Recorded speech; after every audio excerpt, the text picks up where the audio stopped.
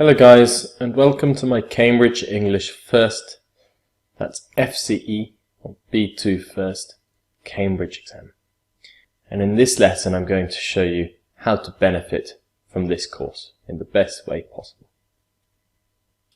So, how can you fully benefit from this course? These are my recommendations. Make sure you're in a quiet and comfortable learning environment with no distractions around you.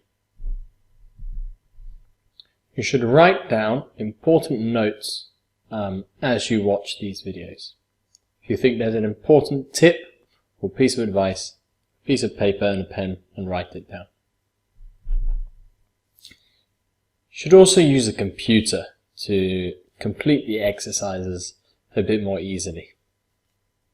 It's not necessary, but it will make it easier for you if you have a computer.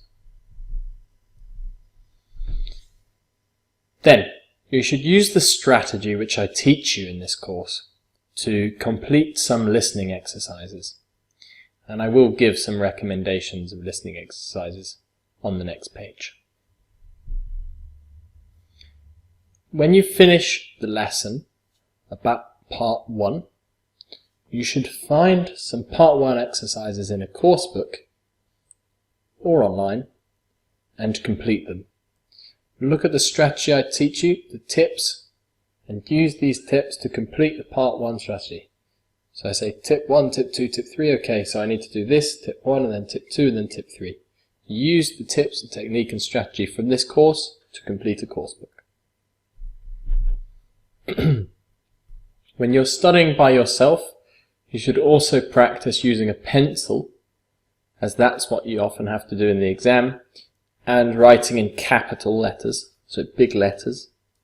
And you should also time yourself when you're studying by yourself. Time yourself so you know how long you have approximately to complete the exercises in the exam. It's really important. So, the examples that I use in the lessons in this course come from this web address here, which you can type into your web browser. And this is the Cambridge English First Handbook for Teachers. There's loads of useful information in this PDF document. I recommend that you read the whole document. There's a lot of information, but it's really, really useful.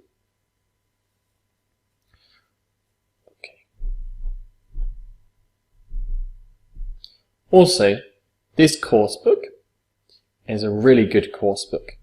It's what I use with my students, and it includes the necessary grammar and vocabulary that you need for the exam, and it also gives you lots of exam exercises. The only thing is that the listening CDs with this course book are quite expensive. But there are lots of free listening samples on YouTube, so that's a good thing. And here is an example. If you type this into your web browser, there's an example of a listening sample on YouTube. But I'm sure you'll be able to find lots of others. Then there's also this workbook, which is an alternative to the course book, or you could buy both of them, the course book and this book.